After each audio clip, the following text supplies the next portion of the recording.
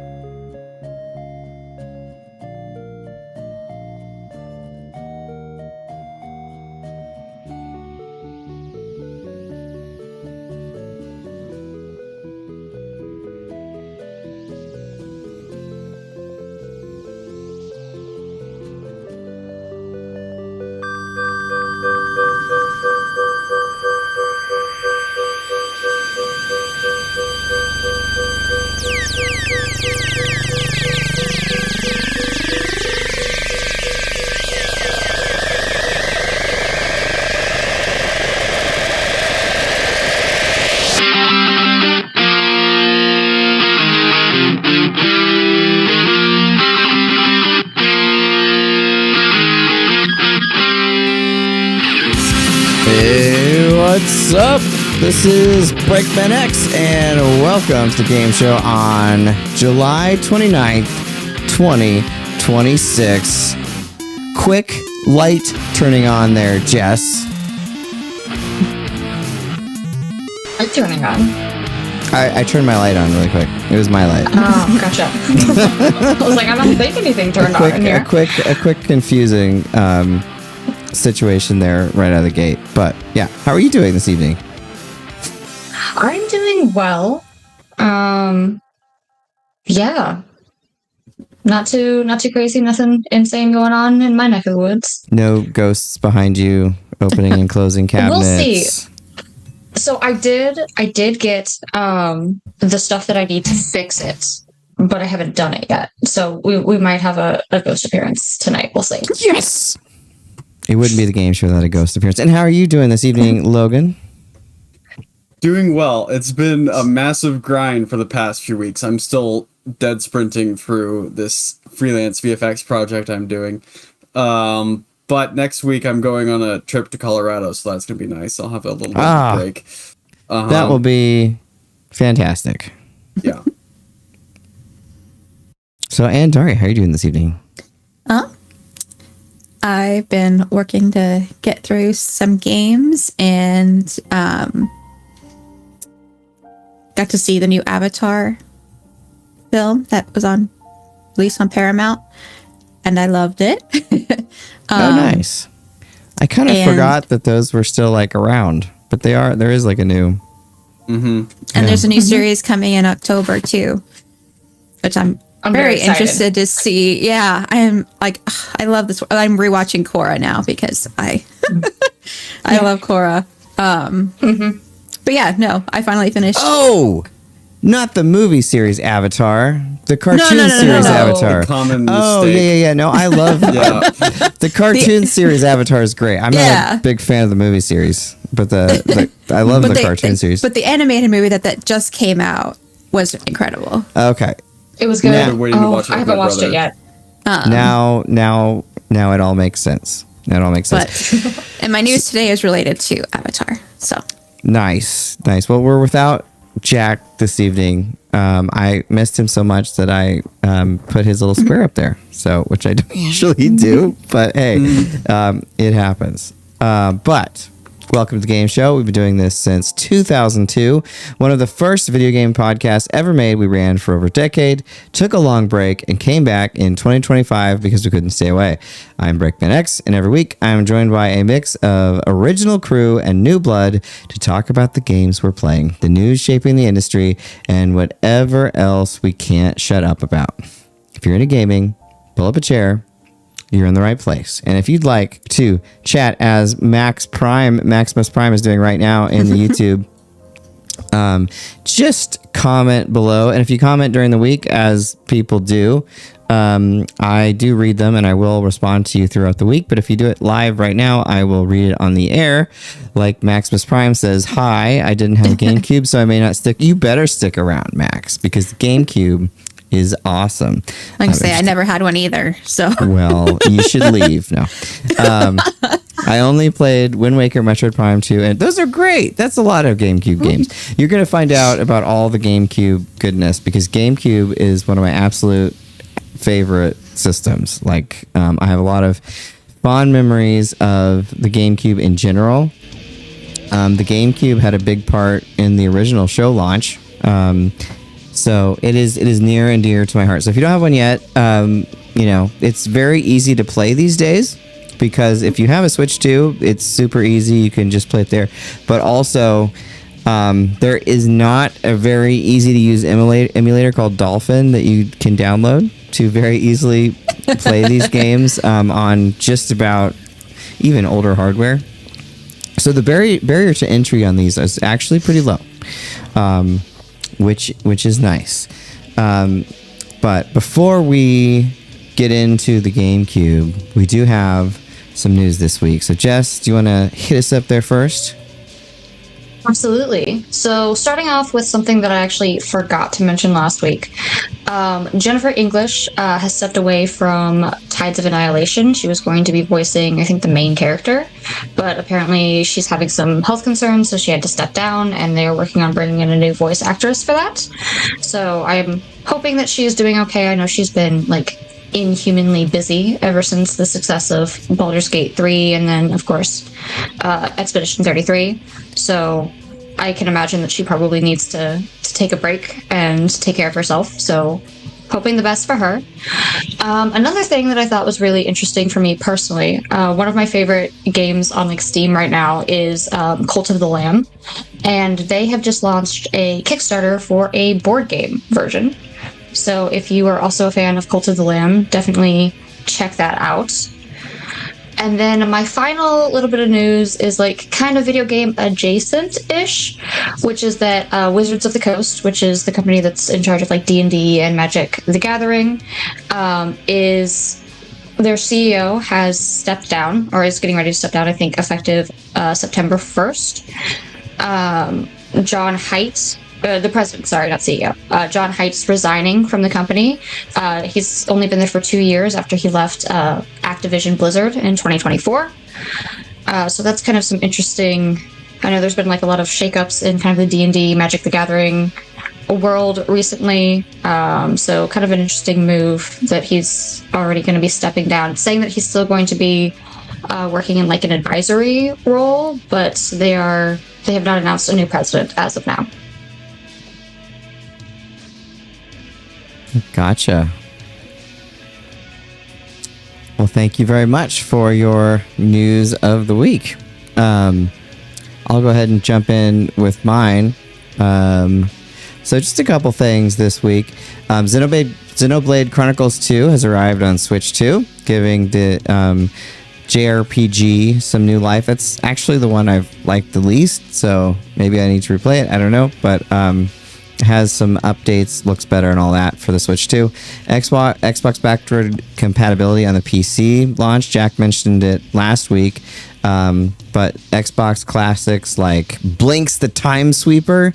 I remember on our Jack and I's Bungie trip, Greg was really trying to sell us on Blinks. And it is a good game. So he was right. I love Blinks. I love Blinks too. It was one of my favorite games on the original Xbox. For sure, yeah. No, it's a really cool game. And I think only Conquer is out at the moment, but there will be more coming soon. Tomb Raider Catalyst got delayed. Amazon Games boss Jeffrey Gaddis confirmed the game business that is now pushed to 2028 after already slipping once. That's a long time. Atari and Entertainment. Actually, Alan sent me this one. Our very first guest from season 12. Atari and Entertainment 360 signed a deal with Universal Pictures to adapt 10 classic Atari games into movies. So something like Asteroid, Centipede, Missile Command, and Pong. And this always, like, it was back in the day when they bought the rights for Pac-Man to make a movie. Like, I just don't completely get yeah, why this like, those games did not have a story. Like Centipede was thing coming at you, shoot. Okay.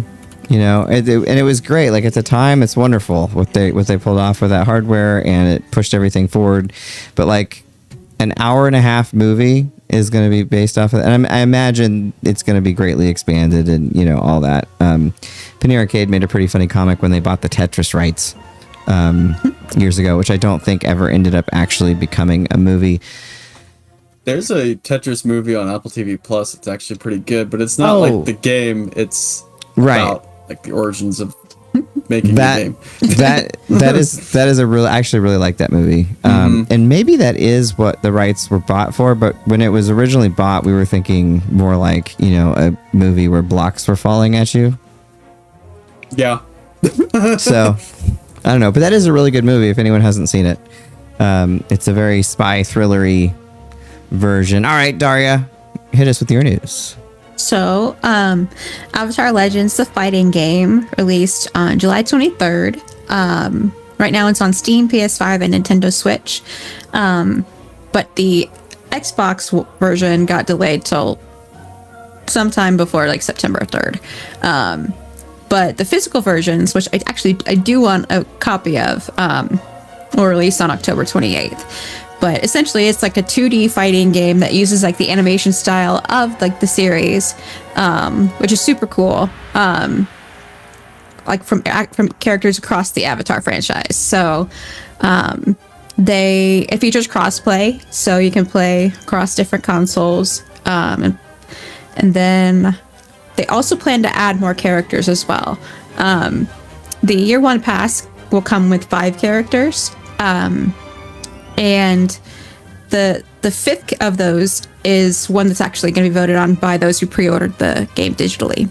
And I got to play this a little bit, and it's really a lot of fun. Like, I have no idea what all the button combos are just yet, but but it's been a lot of fun. I haven't started the story mode at all,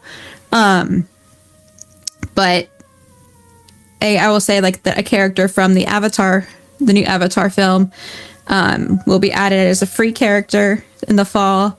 And the music features all the major themes, motifs, and tracks from the animated series. So we've only played it a little bit, Robert and I, but I'm super excited to play it even more because it's a lot of fun.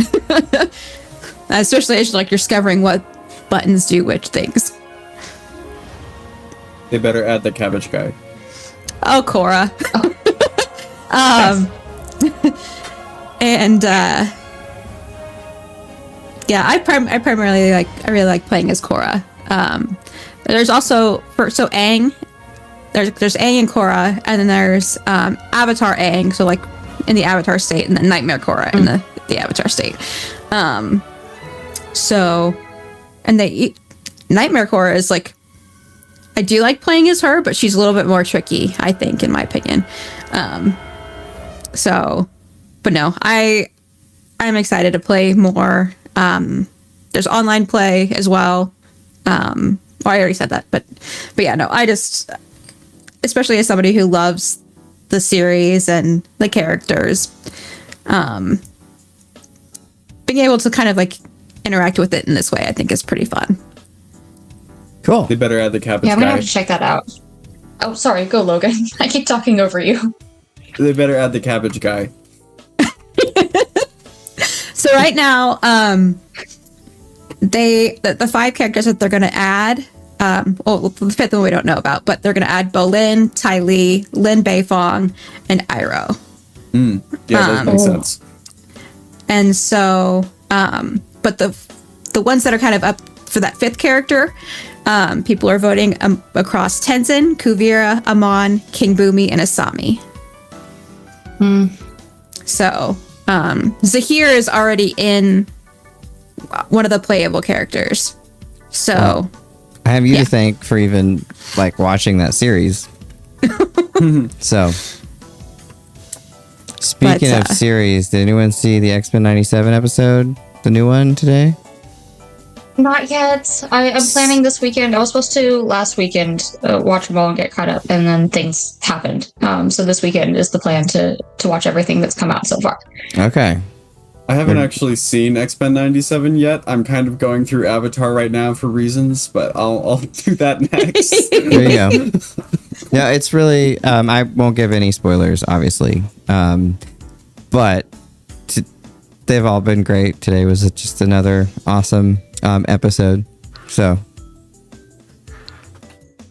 really cool. I can't believe that show's back, and like it's, you know, they have Larry Houston, I think is his name, like the original guy running it, and with so many of the original voice actors. So like, you know, one of my absolute favorite shows as a kid is just like back with like the same people, but then it's made more mature to kind of fit, you know, that I'm older. So it's like someone literally made it for me. So. Oh yeah, I've never been so excited about something like getting like a reboot and then actually felt good about the product I that received. I know. They really did a good job of like mixing nostalgia with actually making it like a new thing and like doing such it's like the perfect balance. It's like hard to, I was watching an interview with Cal Dodd, who does Wolverine, who's probably my favorite voice actor of all time, just because I love how he does Wolverine. And he was talking about how, you know, they did the voice, whatever, and then he had to come back in for ADR, and he did ADR in this giant like theater room, and, you know, he didn't know what it was going to look like. And the first scene is that giant fight scene at the end of the first episode on the first season. And he was just like, holy, like, this is awesome. So, you know, it's just nice. And that all those folks get to kind of reunite. There's even more recently, some of the other original voice actors have rejoined in too. So it's just really cool. If you haven't seen X-Men 97 and you have any interest in that at all, you should check it out. So, all right. Well, this evening is about the GameCube, which is probably my most talked about console ever on the game show, because when the game show launched, I was pretty obsessed with the GameCube. It had kind of reignited my love of gaming, which had kind of not faltered, but kind of gone by the wayside a little bit by that point. And I was just so excited for everything GameCube. I was, you know, not too happy about the Xbox coming in. PS2 I was, you know, pretty okay with, but the GameCube to me was something really special. BreakmanX and I waited out in line at 5 a.m. Until we got one and ran home and played some Rogue Leader and Monkey Ball and Luigi's Mansion. So with that said, let's dive into this thing. So the first game on my list is Star Wars Rogue Leader, which is the first game I played when I brought my GameCube home. I had played Rogue Squadron on the N64, but and don't get me wrong, Rogue Squadron is a pretty rad game on the N64, but the frame rate is not great. It didn't, you know, have all that it could have. But Star Wars Rogue Leader still looks great today. Like when I was capturing footage from my GameCube retrospective, which you should go watch, by the way, it's on our channel. I couldn't believe how good it still looked. All the lighting effects, everything looks great. Like it still looks like awesome. And besides the graphics, the gameplay is also really great. I actually think that the first mission is the worst one when you're in the Death Star trench run. For whatever reason, that feels kind of weird to me. But everything else in it is really great. and really shows what the GameCube could do, because the GameCube was a beast. It's the last time that Nintendo was actually attempting to be the most powerful console. Has some really awesome and somewhat unique abilities in terms of graphical processing, and in some ways could best the Xbox. The Xbox, of course, had shaders, and it had more horsepower, but there were some things that the GameCube could actually do a little bit better. And Rogue Leader did a really awesome job of showing those things off. So, and it's Star Wars, and me. So that's what else is gonna happen. But all right, Jess, what is your first game on your list? So my first game on my list is also the first game I ever played on the Xbox. Or not Xbox. You were talking about Xbox, and now Xbox is in my head. The GameCube. The first game I played on the GameCube was Harvest Moon: A Wonderful Life. And it spawned my deep love for the Harvest Moon, now Story of Seasons, game franchise.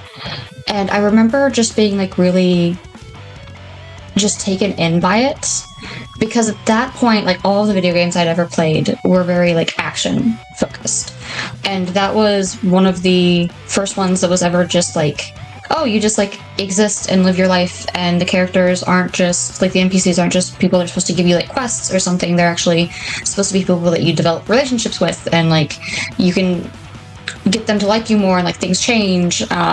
And I remember just being like really entranced by that idea, because I had really only played like more action focused games up until then. And I still, and a big part of it's nostalgia, I will admit, but it's still like probably my favorite Harvest Moon title. I think that era of that, and then the ones that were coming out on the Game Boy around the same time, were really kind of what made those games so much fun. Yes, I can't wait to hear more from you about Harvest Moon, hopefully soon. But Harvest Moon, such a cool series, such a unique series, especially at the time when no one had really done something like that. So awesome. All right, Logan, what's your first pick? To no one's surprise, my first pick is F-Zero GX. This is the only GameCube game I've actually had the pleasure of playing. But it is. If you're gonna play one. Yeah, it is one of my favorite racing games, and I haven't even played it that much. I had like one session, but I just love the track design, how creative it gets with, the lack of gravity.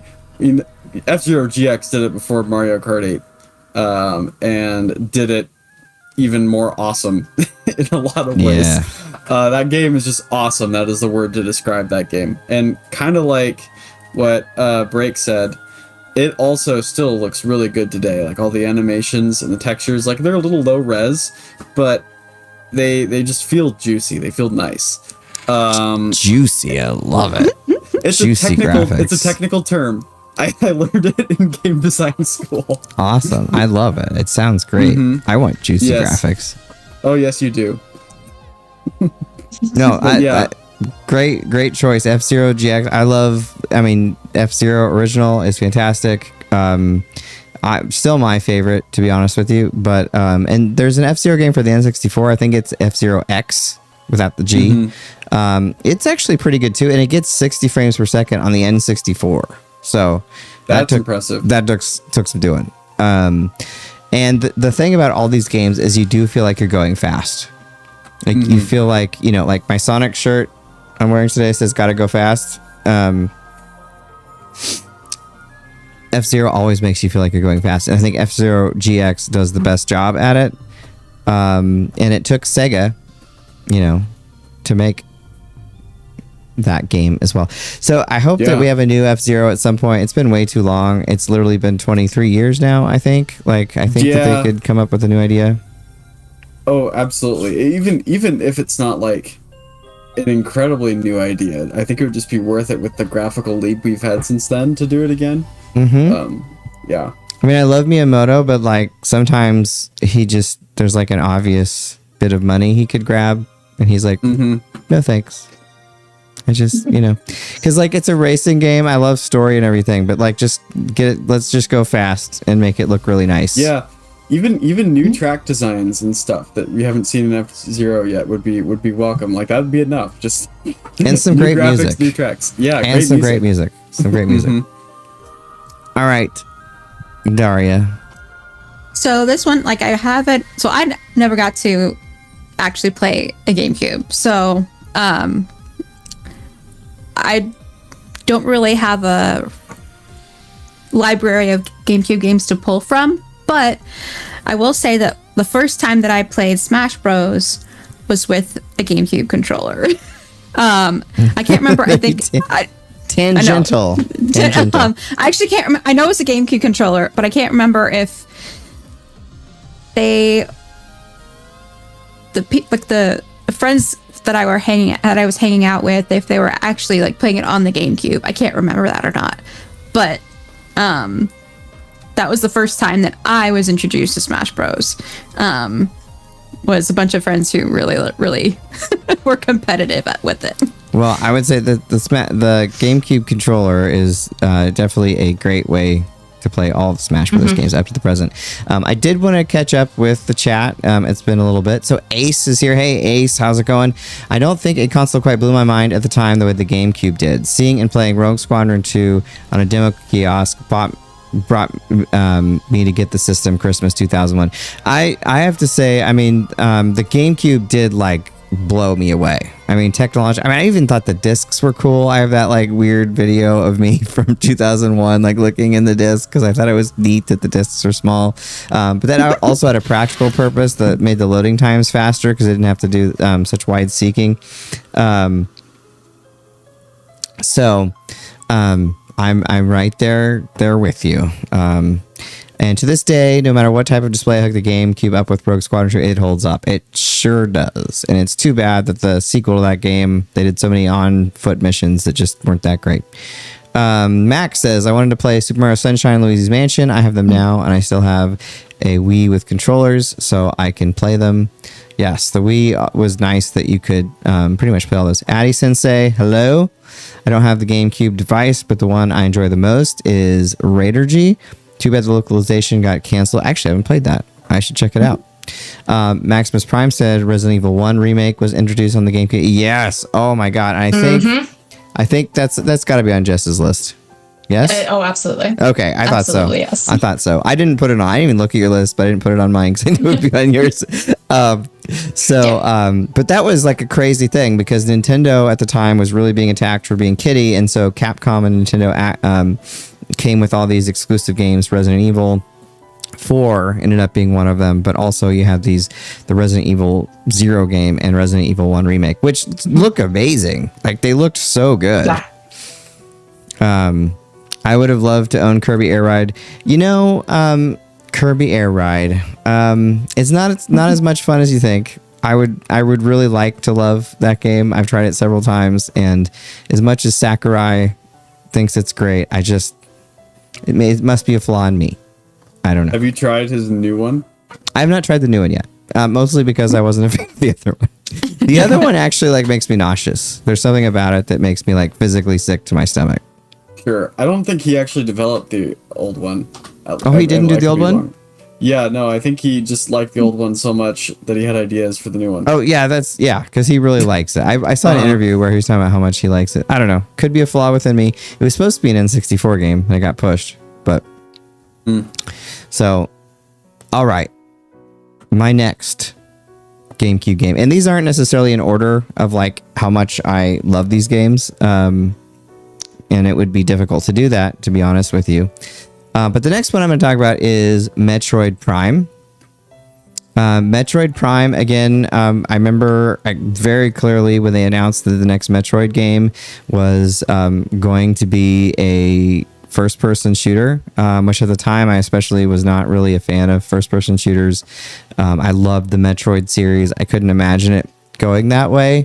But then as information started to come out, and the fact that it was Miyamoto who was the one that actually suggested that.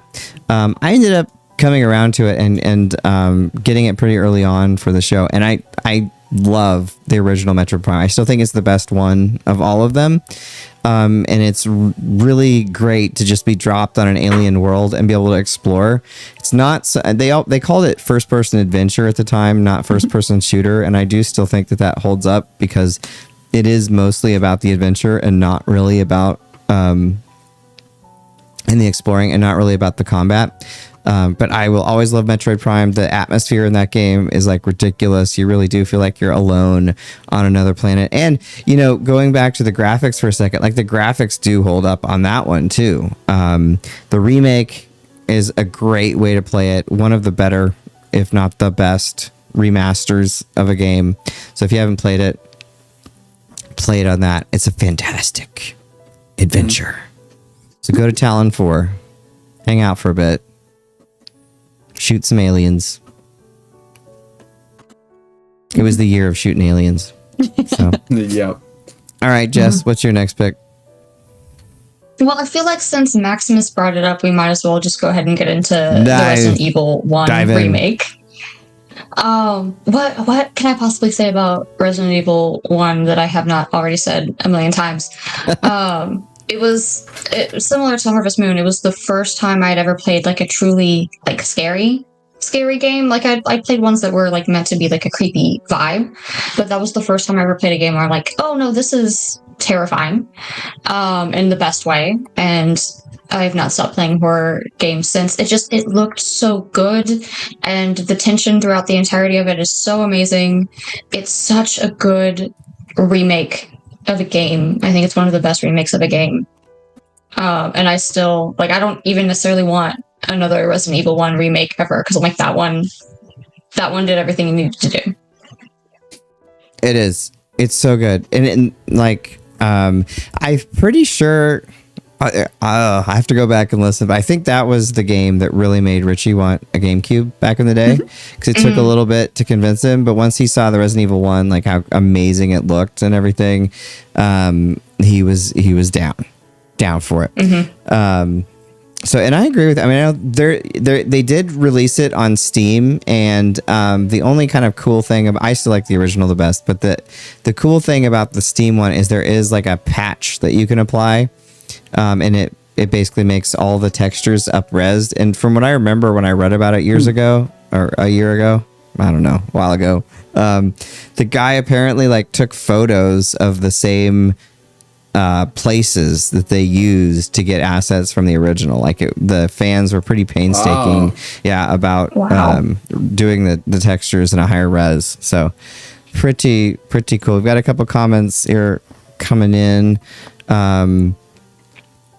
Ace, I never found the ground members missions in Rogue Squadron 3 to be that offensive, although those were where you're not in a walker or speeder bike, so easy to exploit the lacking AI logic. I just remember falling in a lot of holes with Luke. It's been a long time since I've played it. Maybe I should give it another shot. I mean, to be fair, it's been quite a while. Jack also really hated it. So he might, I don't know. He was pretty sad. I mean, because we both loved the other one. 8-Bit Moss Play says, hi, hello from 9 minutes in the past. Max says, be a Samus ball. And that I can say the spiders in Resident Evil 1 became scarier, and I scare laughed when I saw them. Oh, scare laugh. I like that term. Right? That's what I would do for a scare laugh. All right, Logan. First, I'm going to amend my previous statement about Kirby Air Ride. Sakurai did develop the original one. Okay. I was wrong about that. So I'm not crazy sometimes. No, you're not. Anyway, my next pick is Beyond Good and Evil. Games I've never actually played. But Beyond Good and Evil kind of fascinated me, mostly for its sequel. It's been in long development hell. For 20 years, I think. Yeah, for like 20 years. I think it started pretty promptly after the original one came out, and then just kept going and evolved into something completely different. But the original one still sounds cool. Like the world they've got going sounds interesting, and it's a game that I'd really like to try sometime, just because I'm curious. Yeah, no, you should check it out. I got to play that one before it came out. And I remember, cool. And I remember the developer demoing it and saying that it was Zelda-like, and I like Zelda, so a Zelda-like, seems great. It does have some similarities with Zelda. I wouldn't say it's like super close to Zelda. I kind of think it's its own thing, and definitely worth playing. There's a HD remaster on Steam and some other things too. So cool. It has an interesting art style. Yeah, that's one of the interesting. Like the art style of the original one is like kind of a gritty, cartoony type of aesthetic. And then the sequel is going all in on like the realism. Which is crazy. That's interesting. Yeah, I like the art style of the first one, the real like cell shaded stuff. It's a good game. It's a really good game. Cool. It's beyond good and evil. So, I made that joke like 20 years ago. It was time to make it again. Yeah, it was time to do it again because it was so good the first time. Ace wrote, I'm going to bring up the GameCube version of Mega Man Anniversary Collection as the first instance where I noticed audio was really wrong next to the source material, Mega Man 7 in particular. Yeah, for sure. That was one of the first games back in the day. I was asked to interview that for some other publication during BreakmanX. I can't remember which one it was, but because BreakmanX, so Mega Man, and at the time I was just super stoked to have all the Mega Man games. But man, if you go back and play those side by side, the X one also has a lot of issues. Off pitch, too slow, mono only, and with the missing instruments due to, as I found out many years later, the audio data on the disc only having the left channel. That compilation didn't really bother me at the time, but many years later it really got on my nerves. Yeah, at the time, like I said, I was just happy to have Mega Man games. But a couple of years later, when I hooked up my old system for a brief bit, or maybe played an emulator probably at that point, you could definitely tell. You could tell. Also, I think the GameCube version had the controls backwards. It did, because it had like, because the shooting button, right, is always like on the left, and the jump is on the right. And I'm pretty sure the GameCube like reversed it, and you couldn't change it. If I remember right. Hopefully I'm wrong. Maybe that was the other version. But I know one of them had that issue, and that's bad. That's really bad. All right, Daria. So again, mine's not necessarily a game, but one of the reasons I really, really wanted a GameCube was to use the GBA link cable feature. Yeah. And the different like capabilities that offered. Like that, I wanted one so bad just to be able to use that. Oh my God. But next BreakmanX Land, we've got to do the Zelda 4 Swords. Oh, that's one I've heard about. I would love to try that. I thought of it and then I forgot it. So anyway, Daria, back to you. Oh yeah. Because I think for some games, like there was an extra mini game that you could get when you connected to it. I don't know. It was just, it was always something that was out of reach for me, but always something that I think it was pretty small, but that was one of the big draws for me for the GameCube. It's still great. Like playing GBA games on the GameCube is still probably the best way to play them, to be honest, because it has GBA hardware in it, so it's not emulating. Cool. And Extrems, who's awesome, who made the Swiss thing. It's called Swiss for GameCube. It's like basically the Swiss Army knife that can do all sorts of amazing things with it. Also has a really awesome. Basically, the hardware for the Game Boy player was great. Software was not so great. Had some lag, had some issues, scaling issues. So Extrems made like a perfect version of it. That's cool. And like through like anything, but especially through like a RetroTink, it looks ridiculous. That would be so cool. Oh, yeah. Next time you're here or next time we have a LAN, I should show you because... and also, I think it's Wobbling Pixels made like perfect profiles for it too. There's all these amazing people spend all this time, and then I just get to like enjoy. But it's great. And I was really lucky when I worked in gaming retail. one of those Hori GameCube controllers, which are super rare now. But they sold them there, and I was just like, oh, that looks pretty cool.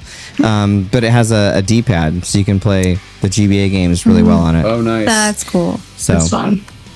So, yeah, I really loved the link cable. I did have one of them, and I remember to take it back to my first pick for Harvest Moon.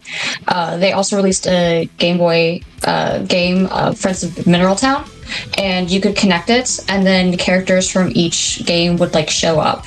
Oh, that's really cool. That's which was like really fun. Yeah. Yeah, that's really cool. I mean, it's cool now. Like back then, it was like magic.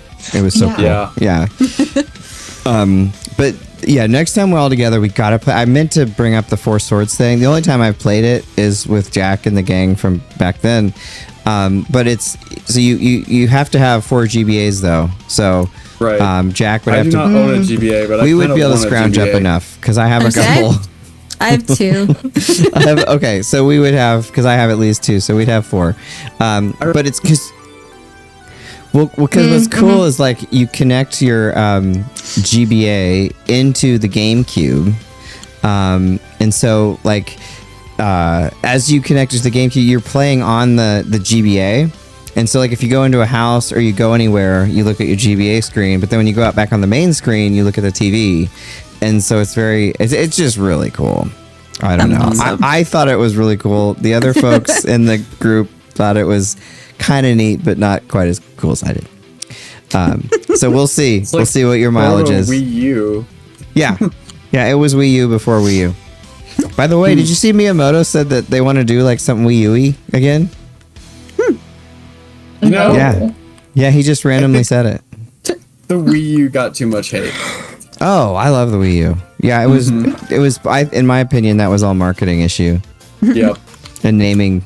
Because no one knew at the time. No one knew, like parents. They saw the Wii U and they're like, "Oh, it's a Wii with a gamepad." They had no idea it was like a completely new Yeah. system. Yeah, I remember that's about when we had Chad on the show for Padinga, and I was like, "I want it to be called like the Super Nintendo or something like, you know, referencing a past system." And he's like, "Yeah, that's not gonna happen." And it didn't, and it wouldn't, but I thought it'd be cool. All right, so my next game, if I was going through like probably my favorite game on the system, I might have to go with this one. I don't know. It's really tough. But Zelda: The Wind Waker. Again, I've mentioned it before, but like when that trailer dropped and everyone was like losing their mind because it looked like a cartoon. I always loved that design, and I argued with so many people about that design, both before the show and on the show, because people call it Zelda, as if that's bad, that it was cell shading.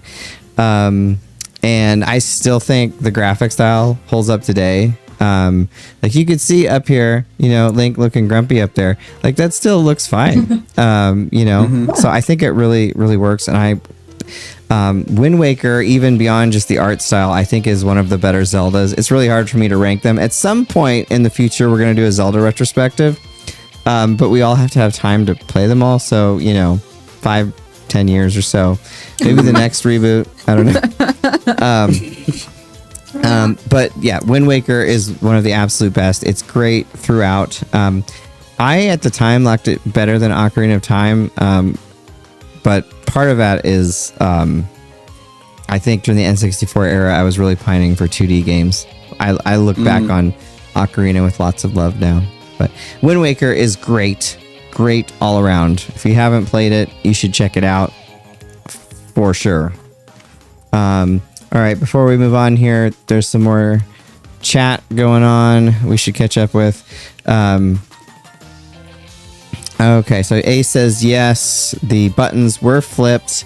It never bothered. Oh, it bothered the heck out of me. I'm glad it didn't bother you, but that like really drove me nuts. Okay, so you know it's worth. The PlayStation 2 version of Animal Collection does have proper stereo music in Mega Man 7, and is the only version that does. I'm pretty sure I returned the GameCube version for the PS2 one, and there were some reasons. That might have been one of them. Now, there is a GameCube game that may be one of the least common in my collection, Rally Championship. Somehow I only found this at local video rental stores, and I would always rent it. Is that related to the Sega one. I don't know. Richie loved all the rally games, so I'd imagine he would have played it if he knew about it. Absolutely love the game, even if the physics were quite touchy. I only have a copy because I bought one from when they were liquidating their stock of GameCube. Did the GameCube have the chainsaw controller for Resident Evil 4? The chainsaw controller for Resident Evil. Have you guys seen this? That sounds insane. You need to Google it. Not. You need to you need to look it up because it's pretty amazing. What? Yeah. What? Anyone that doesn't know about that? it, that is a chainsaw controller, and so yes, it did come. There was a yellow one for the GameCube and a red one for the PS2. It's beautiful. I It missed is. that somehow. Isn't that cool? That is really cool. What a cool era of gaming. Like, what ridiculous. That was That's also amazing. with controllers. Like, that was the Steel Battalion. Logan, have you seen the Steel Battalion controller for Xbox? No. You Oh, wait. need to look No, at yeah, that because I okay. think you would really like it. I don't know why, but I just think you would. It was a super complicated, like, you're in a mech and you controlled it with this giant $300 controller, and to like turn it Oh. on, you had to like flip switches and stuff. Like, you were like, That looks insane. yeah, we got to. They had That's they had it at NVGL, and Jack and I played it several times. The problem though is the game that was for it was not so great. But sitting there and like flipping all the switches like you were like a Power Ranger or something was pretty cool. You feel pretty like, epic. yeah, it felt pretty epic. I have no idea how much those go for now, but at the time they were super expensive, and Looks there like were they go 2 for games about total. $300 to $400. That's about what it was then, and with inflation, probably cheaper. But there were 2 games, and they were both Steel Battalion. One was like a sequel. So yeah, but chainsaw controller. And now back to Jess. Sorry for the tangent. So my next one is probably the most obscure one on my list. It was called Amazing Island, and I think I might have mentioned it on the show before.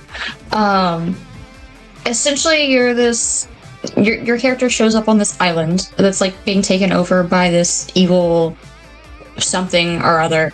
I don't actually remember the plot of the game all that much. But what I do remember is that you were able to go in and like create monsters that you fought these little mini games with, and you were able to like design them and like make them look really weird. They looked really weird. And it was like a very not particularly well done character creator thing, but that's kind of what gave it its charm. I remember the mini games actually being like super frustrating and not easy to beat, and I don't think the game's relatively well received in general, but I remember just spending like hours going in and like making different monsters and having a lot of fun with it. Okay, so I looked this game up because there's not a whole lot of GameCube games I don't know, and I didn't know this one. So this was developed by Ancient.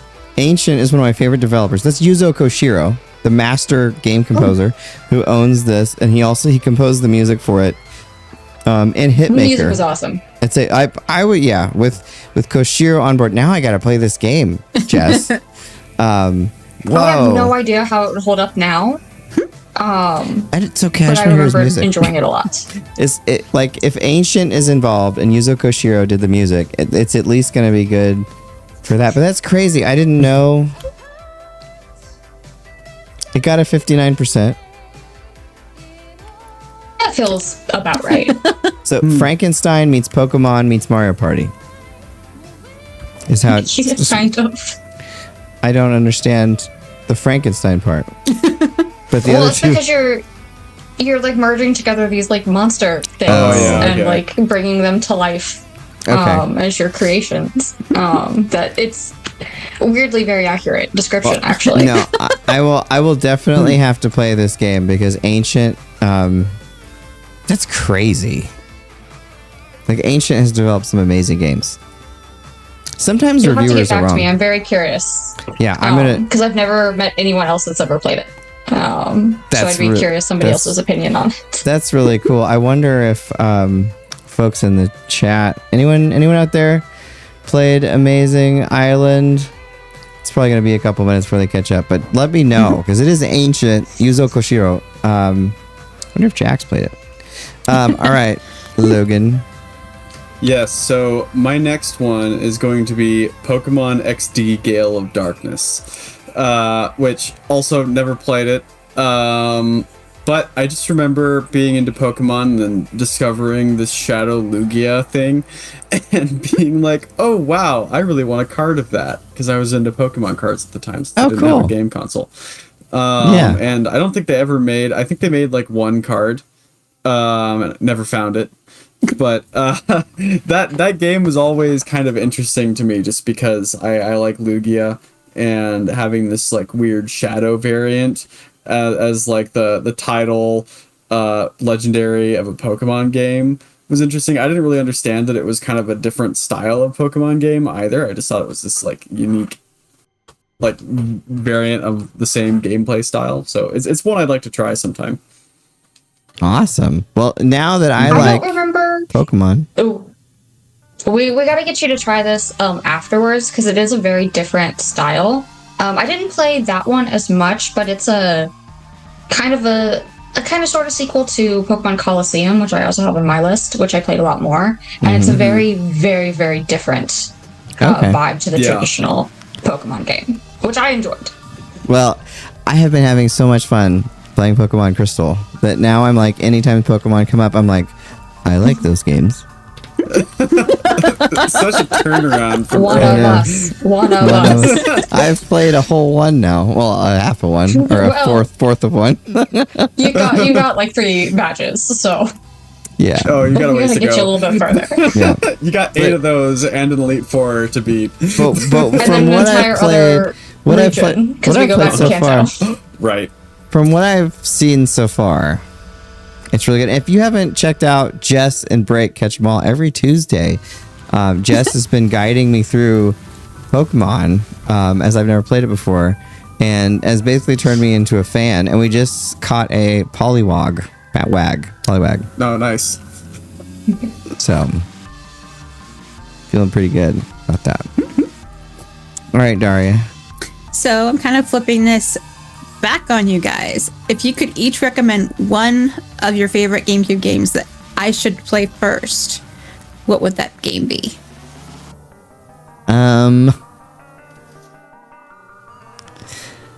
Play first. I mean, I think Super Smash Bros. Melee is like the quintessential GameCube game. I think and it's the most popular GameCube game. Like the highest selling. And it holds up really well. You really like Star Wars and licensed games, though. Rogue Leader is amazing and still looks... Not the sequel. What's it called? Is it just Rogue Leader 2? I can't remember. But the original one is really great. And it takes you through some pretty cool Star Wars. Like the first battle is the Battle of Yavin. The Battle of Endor's in there. There's like a, one on Bespin. It's all original trilogy stuff because, episode 2 wasn't even out yet when that game came out. But that one, the other one, and I'm sorry if anyone wants to jump in, I don't mean to hog it all. I haven't gotten to it yet, but Eternal Darkness, if Maul was here, he would say that one.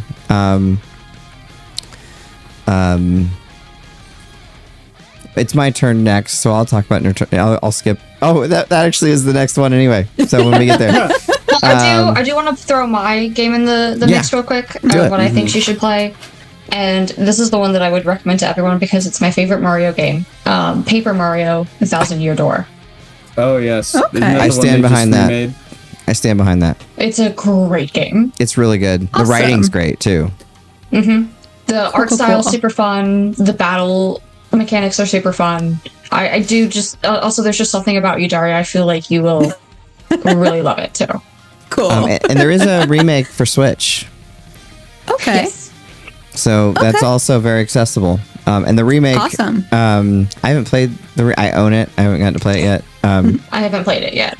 But from what I hear, it's pretty faithful and pretty good. That's cool. Yeah, I just keep a list of all these so I can know when to There's visit so when many I of first. them. I mean, honest, any of the ones that I've mentioned, I would recommend. But I think Melee is like the quintessential. But I honestly, for you, I would say probably Star Wars Rogue Leader because it's Star Wars. Yeah. And I know you love Star Wars games. That I do. There might be a Harry Potter game. Oh, I know. There's Harry Potter games. Like It that was one of the time several. period. It was that time period. There's several. Yep. I know. Like the Chamber of Secrets was the one with one of those. I think when you with the GBA link, like there was another little secret thing. I actually don't even know what it was, but it was something. But it was because of the Harry Potter ones that I wanted a GameCube. Well, there you go. All right. So my next one is one that I would recommend, and this one I discovered thanks to Maul at the game store. He was like, "Have you seen Eternal Darkness?" And honestly, even though I'd been following Nintendo Power, I've been following everything GameCube. I didn't know much about it. Developed by Silicon Knights, and it's actually a second-party game, which is interesting. It's not a first-party game. It's not a third-party game. It's a second-party game from Nintendo and Silicon Knights. And it's a survival horror game. So Jess, also, I think you would love this if you haven't played it yet. But there's some time travel involved. The kind of battle mechanic involves being able to target like body parts. Like you can shoot out the zombies' legs and stuff like that. Or just pop their head off, like you like to do. But the really cool thing about it is that it has the insanity meter. Okay, so that's insanity meter basically eventually starts to have effects like it has some like, just like the screen will get wavy and stuff like that. But then it can like really do some bizarre things that I don't want to spoil. But one of my favorite ones is it'll be time to save and it will act like you've corrupted your memory card. And it's like really spooky and awful because you think you've corrupted your memory card and you're going to have to start over. I think there's also one where I think it like, and it wouldn't work as well now where the way TVs work, but back in the day, if you hit input on accident, it would say like video 2 or whatever, which happens sometimes. So there's also an insanity effect where it'll say like video 2. And it looks like you've like accidentally on your remote changed the input on your TV. There's just a lot of the screen will melt. That's another one. I think blood will come down the screen too, if I remember right. Dang. It's been a while since I've played it, but one of the like best GameCube games and is not talked about too much. And I think there was an attempt by them to make another game called Too Human, which unfortunately did not. It came out, but it wasn't good, and it kind of just I think destroy the remnants of that company. But so Eternal Darkness will forever be like this unique gem in the GameCube library because it's very mature survival horror storytelling. There's a lot of paranormal aspects to it. So yeah, it's really awesome. That's what I'll say. And Jess, cool. You should definitely play it. Now that I'm thinking about it, I think you would really like it. I remember hearing about it, and like it's been on my radar for forever. But weirdly enough, I don't know. Some things flagged my parents' radar, and some things didn't. Resident Evil made it through, but my parents still like Eternal Darkness, and they're like, yeah, maybe not. I mean, it is like a pretty intense title. But yeah, I never played that one, but I definitely need to. Yeah, you should absolutely play it. When you get Dolphin set up, baby, give it a go. Yeah. But I think honestly, that's a big part of the issue with it is that, at the time, especially the initial install base was a lot of kids, and I don't think parents were too interested in buying Eternal Darkness for their kids. But it's such a good title, though. Oh, it's so good. It looks so awesome. The more I think about it, the more I want you to play it. Okay, and if you do, I want to hear. I want to hear what you think. So I need to play it again. It's been a while. But speaking of Jess, what is your next pick? So my next pick, since I already kind of talked about Pokemon Colosseum, I'm going to go with a different Pokemon game, which is Pokemon Channel, which was a really interesting game, and that it was kind of like a life simulator, pet simulator thing where you had this little Pikachu that lived with you, and the whole thing revolved around watching TV and like the different channels that you could like watch with the Pikachu, and then you could like go out into the world and have Pikachu interact with other Pokemon, and you could like collect items. But you just got to like hang out with a little pet Pikachu, which I very much enjoyed. There was like a quiz show that you could watch that was like Quiz Wobbuffets. Smeargle had like a art, like almost like Bob Ross-esque channel. It was just like a really cute like concept, and I remember I spent like a lot of time playing that one. Awesome. Well, again, another game I have not played on GameCube, so that's impressive. Gotta do some catching up. All right, Logan, what's your next pick? Yeah, so my next one is the Simpsons Hit and Run, which is cartoony Grand Theft Auto. Yeah. Mainly, it just sounds like a fun game, but the reason why the thing that really got me into it was a while back I watched this YouTube series of a guy that was rebuilding the game in Unreal Engine, and went through the process of recreating a lot of the systems and stuff for it, and shaders and stuff for the modern game engines and that kind of stuff. It was just really interesting going through and seeing him adapt that game for Unreal, so I'd like to try the original at some point. Very cool. When are you going to try it? Mm-hmm. Whenever I have access to a GameCube. There's one right here. Do you happen to have Simpsons? I have a GC loader, so I can. Oh. It's an ODE, so I can put any game on that SD card, which I have most of them, and I can play it on original hardware. Sweet. So, yeah. All right, Daria, what's your next pick? Again, not a pick, but just keeping the GameCube conversation going. But so back to you guys. What is your favorite memory of playing the GameCube? Does someone want to? I've been going first. I'm happy to go first, but I don't want to take all the steam if some. Yeah, go, Jess. So it definitely wasn't my favorite memory at the time when I was living through it, but looking back on it, it's really funny. And it also ties into the next game on my list, which is Animal Crossing.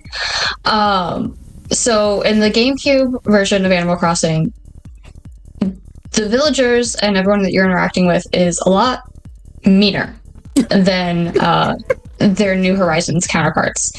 And one of the ones that you would have to contend with is Mr. Resetti, who would show up and scream at you anytime you restarted the game without saving because you did something you didn't want to do. And if you get to a certain point in the game, you have pissed him off so much that he pretends to turn it off and wipe your save. And there's a moment where you think it's happened, and then it comes back up and he's like, nah, but stop it. And the first time I ever hit that point, because I reset a lot, because of course I did, because I wanted the things that I wanted and wanted to restart anytime I was given something that wasn't exactly how I wanted it to go. But I remember because I was playing it on Halloween night, and the power went off. Oh man! In our house. And so it reset the game, obviously, because we lost power. And that was the first time I ever got that cutscene. And so there was a moment there where I thought I had lost my entire everything, and I was like, I didn't even do it this time. This one wasn't even my fault. And I remember being so angry for the 2 seconds it took for the screen to pop back up.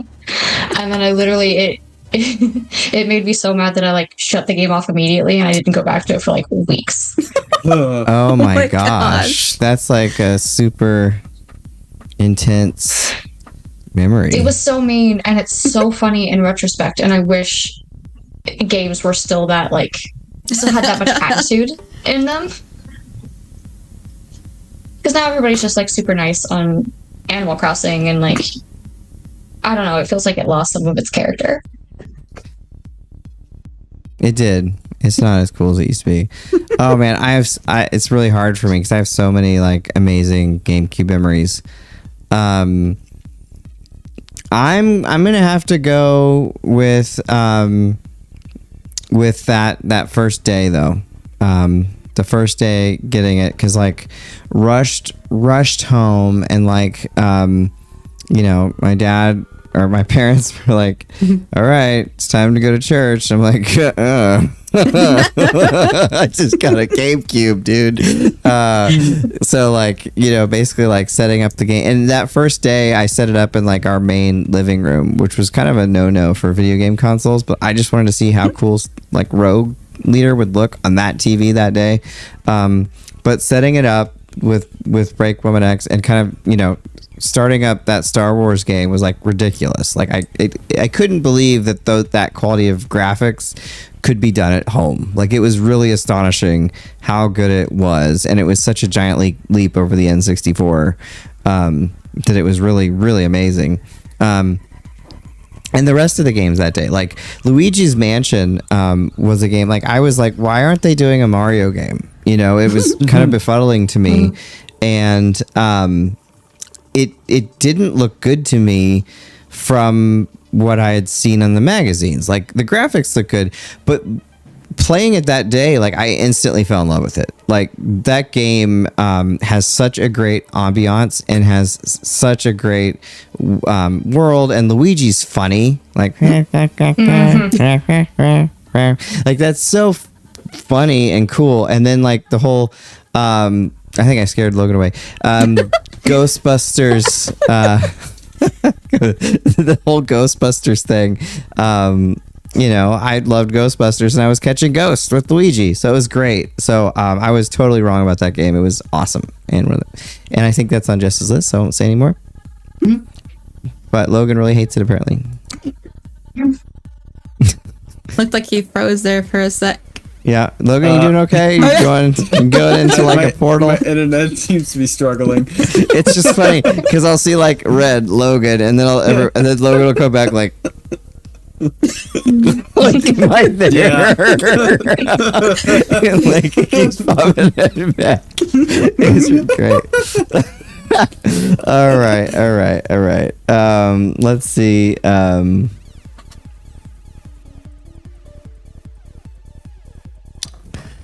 Okay, there's a lot of stuff. Jess, did you type that? See you later. Thanks for stopping by.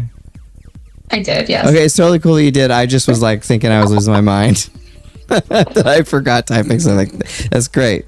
Okay, so there are a couple of new things about the rally game. It's based on a European specific championship. I don't know the specifics. Seen it at conventions. I think that's the chainsaw.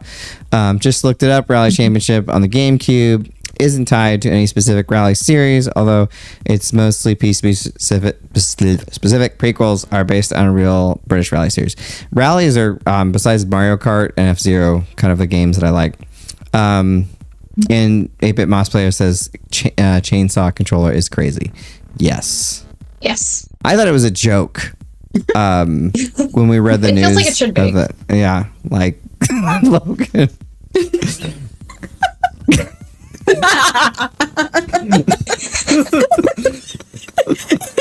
Your expressions when you return. The expression when he comes back, because it's the expression I would have too. Because he's like, am I there? And your like arcade just popped on behind you. It's like randomly Casper's playing it. I'm not the one with the ghost tonight. Yeah. Oh, I'm sure there's a ghost down here. Okay. Most basements have them. So little preview, because I think Jess mentioned that we should do a Ghosts of the Game Show episode in October. Yes. And I think that that's going to happen. So I know, I have a few ghost stories, but Logan, if you have some ghost stories. Yeah, I know things about this house that it's more of a it's a funny story for the most part, but it's there might be something down here. Gosh, yeah. Everyone, look behind Logan. Is there like a little face peeking out from the darkness? Watch my internet glitch out right now. Yeah, as it's gonna like glitch out, and you're gradually gonna see like a face get closer and closer and closer, and then Logan's gonna like, and then disappear. That's a good idea for a movie. Yeah. Okay. I think it's back to me because Daria did the GameCube memories. Also, I don't know if you saw it. Looks like Jack is in the chat. Jack Burton is in the chat. Oh my god, did I miss the Twin Stakes? You missed Eternal Darkness. I just ranted on it for like a year and a half. So Twin Snakes I did not have on my list, but I would talk about it if it got close. I mean, I think it's a pretty nice remake. Yeah, try Eternal Darkness out. Oh, I didn't realize it was worth that much. I have it complete in box. Oh, that's nice. Thank you, Mall, for convincing me to buy it back then. It was hard to find even back then. Like there was only one store that had it, and it's the whole thing. I'm glad that you're here, Jack. Okay, my next pick is Pikmin. And I just put 1 and 2 in this, and they're not the same game, obviously, and they have differences.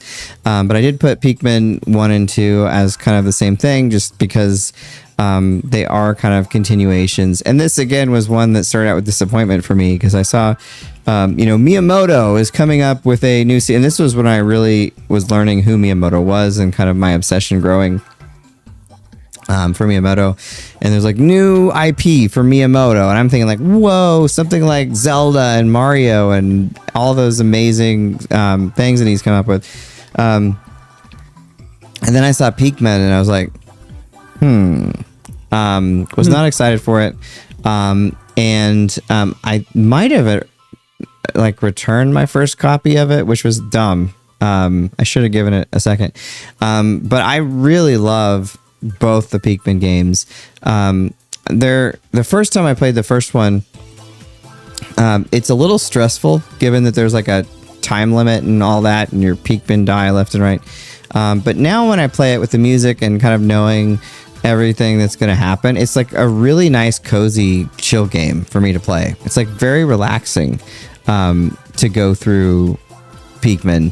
And it like if you like a strategy game, or I don't know, if you like Miyamoto's crazy brain, and I mean that in the best way possible, because I do, I think, Daria, this might be one for you to play. Yeah, because there's nothing really like Pikmin. Like it's kind of its own thing. Like people will say it's like a strategy game. I mean, it is kind of. But like you're on an alien planet, and there's these aliens that basically act like plants, and you can pluck them out of the ground and plant and get more, and then you kill the local animals, and they carry the local animals like this back to your spaceship, back to their spaceship thing that's called an onion, and then it like goes up in the onion, and it spits out a bunch of other Pikmin into the ground, which you then pluck out. So they transmutate dead wildlife into their future. Interesting. It's pretty a dark game, actually. But no, it's really it's really fun and cozy. It is dark, cozy games. It is like kind of funny that they carry like the dead bodies, the carcasses away. Yeah, and if you put more Pikmin on it, they'll carry them faster. Faster death. Jackburn says, glad I am here too. What did you say? I said faster transportation. Yes. I don't know. That's what I was saying, yes. Jackburn says, glad I'm here too. Sorry I'm not on the show tonight. That's too bad, but we're doing our best without you. We do miss you, though. All right. Jess, what's your next pick? I think I'm going to go with Paper Mario for my next one, just because so good. It was the one that I decided was my number one pick. I Truly, I do think that it's my favorite Mario game, just because, like you were saying, Break, the writing is amazing. It's so fun and so clever, and I absolutely adore it. The art style is definitely my favorite of any Mario game, because you get like, it's like kind of 3D, but it's still 2D, which I prefer. And the idea that like literally all of the characters are paper, and then like you can get to different places and like progress in the game through like folding them up like origami or like a paper airplane is super fun. I love the combat system. There's nothing about that game that I don't absolutely adore. Yes. No, and in that's a great series, but that probably is the best one of that series, in my opinion. Yeah. Thousand Year Door, I think, is the best Paper Mario. I like all of them, but I can remember going into GameStop that day and going right to it on release day and saying yoink. Because I was kind of surprised there was still a copy there, but yeah, it's a great game. Like Daria, I do think that's it. You should play all of them. I feel like every time we talk about them, like Daria, you should play this one. But no, I was looking Paper Mario up, and it looks really cool. No, this one particular, Thousand Year Door, and since you do have a Switch and there's the remake, I think to be honest with how easy it would be for you to play and how good the game is and how great the writing is, like a lot of these games, I wouldn't necessarily say the writing is super strong. Maybe Eternal Darkness, but it's more about the ambiance. Whereas Paper Mario has some like witty stuff. Like it's they're like cool. Laugh out loud moments. Yeah, Yes. like it's actually funny. Like actually. Yeah. That's awesome. I was really shocked that it was like actually funny and not like dumb funny. No, it looks really cool. All right, Logan. So what's your pick, and then what is the scary hooded figure behind yours pick? I don't know. I think I've hit the end of my my GameCube list that I really know of. I mean, I'll shout out Luigi's Mansion because I really want to try that one as well. Yeah, I mean, I think that'll probably anger the hooded figure back there, but you know, I don't really care. I'll just get out my vacuum cleaner. I hope I'm not actually scaring you. That's not the goal. No, okay. You're good. It didn't seem like it. It seems like you were enjoying it too, but I don't like because So this goes back to the original run. Shadow is like not afraid of anything, like at all. But The Ring scared the crap out of him. That movie, and I thought he was joking because nothing ever scared him. So like, I was like, you know, there's like a ghost girl behind you or something, and he like actually got like really freaked out, and he's like, if you say that again, like I'm never talking to you again. Because I didn't know it was like actually scaring him because nothing did, but that one movie, 7 days, did. All right, Daria, what's your next question for us? I was actually kind of struggling to find another question because we're already talking about our favorite games. So, I don't know. I'm just like, it's cool to hear about a lot of these, and it's like for a system that I always wanted to play on. And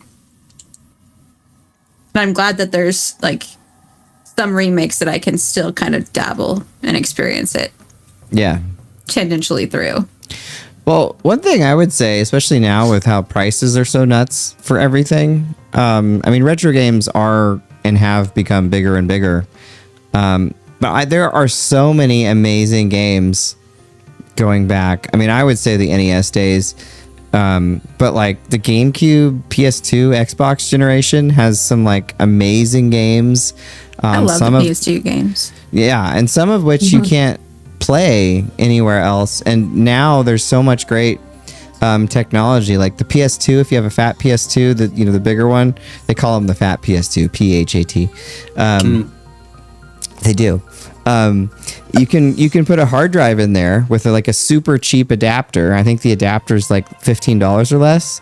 And there's the open PS2 loader. And you can literally put every PS2 game on a hard drive and like play every PS2 game. Like, that's actually of the mods of the systems, the easiest one, because there's not a whole lot you have to do. The GameCube has some super easy options too. No soldering there either to play any game on an original system. The Xbox is difficult. It takes some significant soldering and stuff, but also has options. But it's just a lot of great games, and they're no worse just because they're older. And since the next consoles are going to cost $1 million, you can go back and experience some good stuff. Yeah. Speaking of good stuff, what's next on my list? I'm gonna go. So this one didn't originally come out on the GameCube, but I have to say it. So Sonic Adventure 2, Battle something, came out for the GameCube. It originally came out for the Dreamcast, kind of right at the end of its days, and then had kind of a slight remaster for the GameCube. But I lived through the Sega Nintendo war, where literally the head of Sega and Nintendo got in a fist fight, fighting over things like literal physical violence and all sorts of ads against each other, and it was a pretty intense thing. And then all of a sudden, Sonic of all things is on a Nintendo system. For me, that was the whole reason I wanted it. It's really crazy, it'd be like Halo on PlayStation. Oh wait. No, it was really crazy at the time. And Sonic Adventure 2 in particular is really, really fun. The sense of speed in that game. I actually like it better than Sonic Adventure 1. The sense of speed in that game is really, really great. I'm not a huge fan of playing as the other characters. That's fine. But playing as Sonic and Shadow is it's really great. So, and Logan, I know you like Sonic. Have you played Sonic Adventure 2? It's on my list. I haven't played it yet. Oh, you should. And great music. Mm-hmm. Oh, of course. It's not a Sonic game if it doesn't have great music. Yeah, except for the 2006 one. Well, that one's the exception to all the rules, isn't it? Yes. Yes, it is. Yes, it is. All right, Jess, what's your next pick? So I was going to talk about Luigi's Mansion, but I feel like we kind of already have touched on that enough. Wonderful game. Solidified Luigi as my favorite brother of the two. So I think I'm actually going to go to a different Mario game, and I'm going to talk about Super Mario Sunshine, which was also a lot of fun. And I really liked that one because of the environments that you could go in, and I felt like it was a little bit more... Right, because the whole premise is that Mario's supposed to be going on vacation, then it doesn't work out. And so I loved the vacation vibes and the island vibes of the game. It just felt like a cool, different location to put him in. And I don't even think I ever actually beat the game, but I always remember the amusement park island area and fighting Baby Bowser. I remember that part being really fun, and that was probably my favorite aspect of that game. Okay, so I'm so glad that you say Super Mario Sunshine. I was a huge defender of this game back in the day. A lot of people didn't like it when it came out, and I loved it. It was crazy to me. It was so much fun. Oh, I think it's so much fun, and I love the water thing to it. I don't like the the little jetpack water pack thing. Yeah, it's so Flood. Yeah, Flood. Flood. It's such a fun game. It's also hard. It's harder than a lot of the Mario games. But I really like Sunshine. I actually was recently playing a little bit of it. I think it actually is better than people remember it. And Loose Cannon would switch between consoles, but he originally had an Xbox and then, or maybe a PS2, and then he sold it and got an Xbox, and then he played Sunshine and he sold that and got a GameCube, and then sold that and got an Xbox again when Ninja Gaiden came out. I think I'm remembering the timeline correct. Yeah, it was a lot of back and forth. Who has to choose? Yeah. But Sunshine is awesome. I love Sunshine, and I think it's kind of the one that people don't talk about as much. So, and you can squirt water in front of you and slide down like a slippy slide. Yeah. Yeah, that's fun. That was always fun. So how can it be bad? All right, Logan.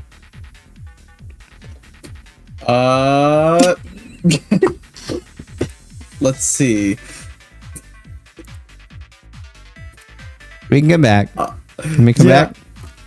Yeah, I don't really have anything else on my list at the moment. We're getting pretty close to the end here. What about you, Daria?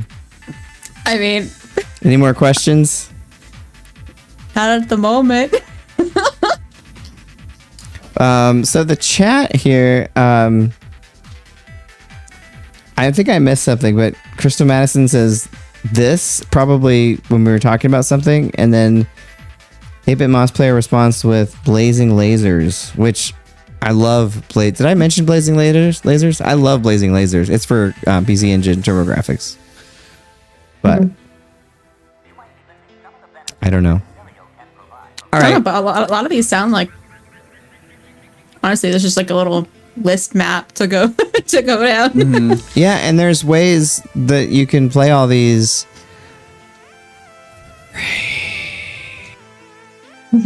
But don't, because it's legal. Do you like The Simpsons? I haven't really watched them a whole lot. How have you escaped watching The Simpsons?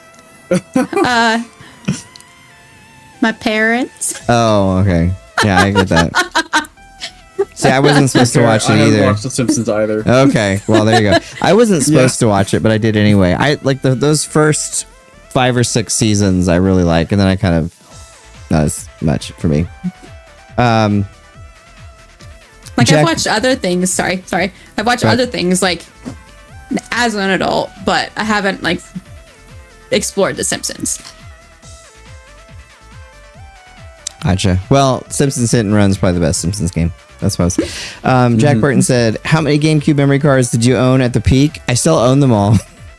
I think I had like 6, 7, like a lot.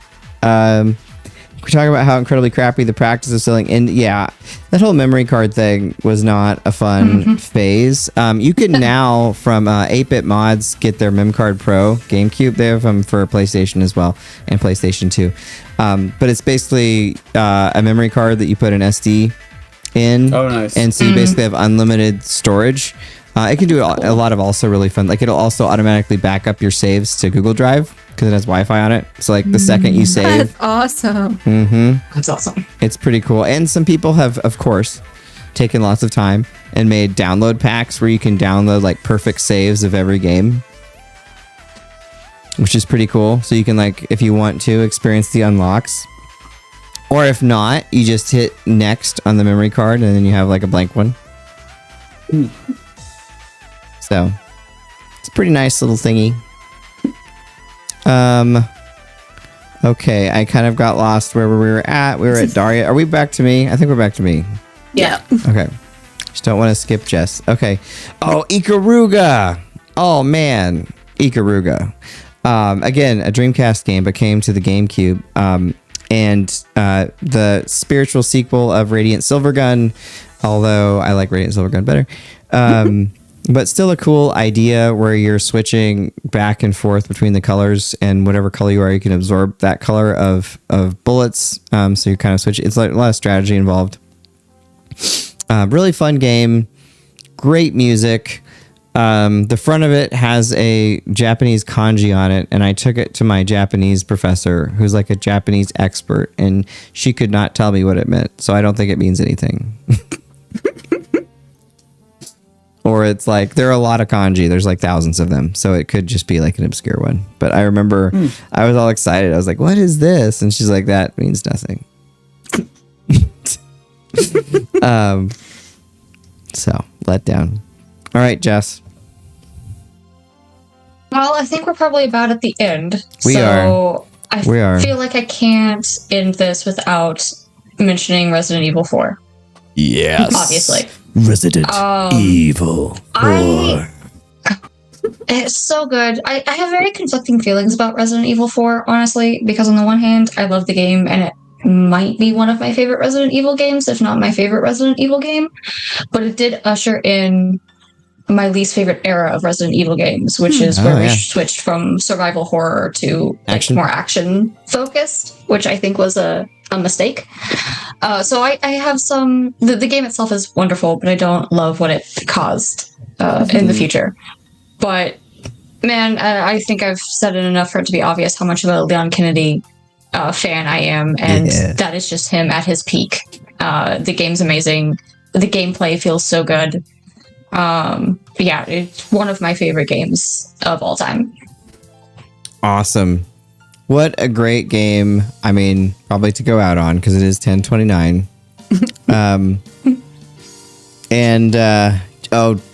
Jack's not here to say, what are you buying? What are you selling? Or what are you selling? What do you buy? And he does it way better, so I'm not going to do it again. But in The Simpsons, Jack says seasons 2 through 10 are amazing. Okay.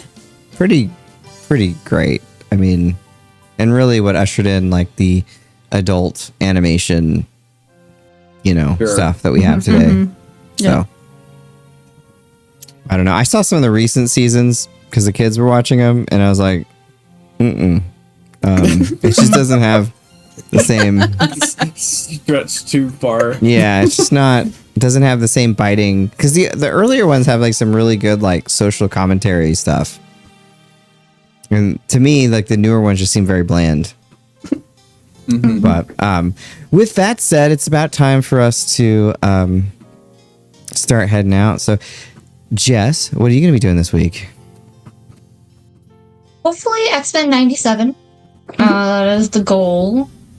And then probably some reading. I have officially bought and I'm ready to get into Dungeon Crawler Carl. And I'm very excited about that. I've heard very good things. So, yeah, I think those are my two things that I'm hoping to get to this week. Awesome. And Logan? Yeah, I'm probably going to be watching the new Avatar movie tomorrow with my brother. And otherwise, I'm going to keep grinding until I leave for Colorado. So, yeah, still very busy. Awesome. And enjoy Colorado. Yeah. It's so beautiful and wonderful. I'm excited. We're going to Mesa Verde and Durango. Oh, very cool. Awesome. If you get a chance, Casa Bonita is great. Oh yeah, maybe we'll see. I don't know if we're going through Denver. You have to get reservation. We got ours like 6 months in advance. Sure. It has the longest wait list of any restaurant in the country. Ah, okay. Yep. We're not going. But it's really cool though. It's really cool. I've been there. I was there before the renovation. I need to go for the renovation. Oh man, it's like I mean, I wasn't there before. But BreakmanX was there before the renovation, and she's like as good as that place could possibly be, like what Casa Bonita is, that's what it is now. Like I don't think there's anything you could do to make that particular situation any better. Sure. Yeah, I remember seeing it like when I was really young, and it was pretty cool. And then I went again as a teenager, and it felt like kind of not quite what it used to be. So I'm excited to see a refresh. Oh man, you should go if you get a chance. There's a documentary on Paramount Plus about the renovation of that, and like watch it so you can see all the terrible things you breathed in. Because it was like horrendous black mold.